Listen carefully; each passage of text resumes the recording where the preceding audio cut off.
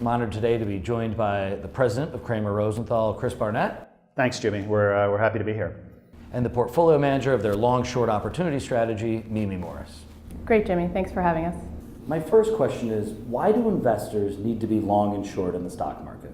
We've gotten that question a lot lately, given the strength of the stock market over the past, call it 5 years. And from our perspective, it's been a very, very accommodative market for equities, both non-US and US equities. Right now, it's important for us and frankly for the people that you interact with and FAs around the country to look forward and not backwards. And so from where we sit, in a more normalized rate environment or rising rate environment, you're going to get more dispersion, and you've started to see that. With those two key things, you're going to have more opportunities to make money and create alpha in a long-short product as opposed to just being long only.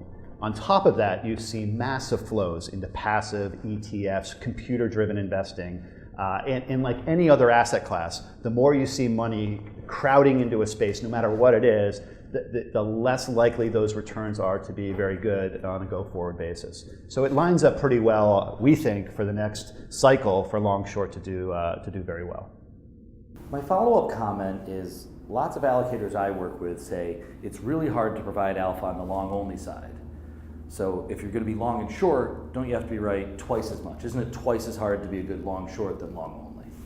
I'm really glad you asked that question, Jimmy, because I'm here representing a team of 13 people on our research side who have an incredible depth of experience. So the average research person at Cramer Rosenthal McGlynn has been working in the space for 10 to 11 years. So as we spend our entire day deep diving and trying to find opportunities in all these companies, we find things that are negative, and it's an opportunity then to make money on the short side as well as make money on the long side. So from my perspective, I don't think it's twice as hard. I think it's really an opportunity to be able to express yourself and make money on the short side while also being able to make money on the long side.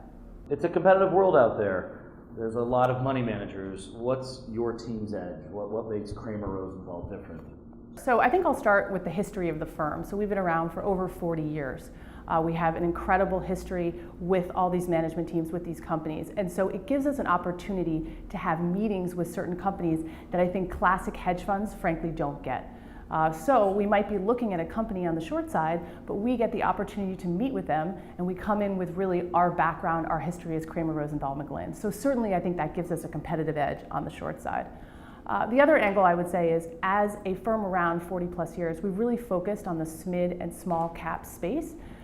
And we think that things are playing in our favor there because there's a lack of coverage as you move farther down cap. What's happening, some of the larger banks on the sell side are actually pulling back resources. And so that's creating an opportunity to find diamonds in the rough on the small cap and mid cap space. And then lastly, I would just say that research team that I talked about, the 13 of us with all that experience, most of us come from either private equity or investment banking backgrounds. And that gives us an opportunity to look at companies over a longer term horizon, be opportunistic, and take advantage of opportunities in a public space where we're really focused on a private equity approach. Thank you. So corporate access, focusing on mid, and then a private equity approach to the public markets. Correct. So how many companies do you and your team actually visit with in any given 12 months? I'm glad you asked that because meeting with companies and with management teams is such an important part of what we do in terms of the research process. Last year we met with 1,100 management teams, so you can see how important it is for us and how robust that is in our process. You both have quite a bit of experience. Tell me a little bit about your background. Tell me a little bit about yourself. Sure. So I've been at Cramer Rosenthal McGlynn for almost 9 years. Prior to that, I came from, as I mentioned, a lot of us came from a private equity or investment banking background. So I started at DLJ, CSFB on the banking side and worked my way up through there. I also spent a lot of time in the consumer space. And from an investing perspective, I spend my time on the consumer space. The other thing I'm really proud of at Cramer Rosenthal McGlynn is we've really tried to create a socially responsible and I think an evolving culture there. So one of the things that we've signed on for is ESG through a PRI, which obviously says we're focused on economic, social, and governance issues, which is something that works really naturally for the way we invest. I would say the other thing is we're trying to also create an environment which continues to foster women in the investing space.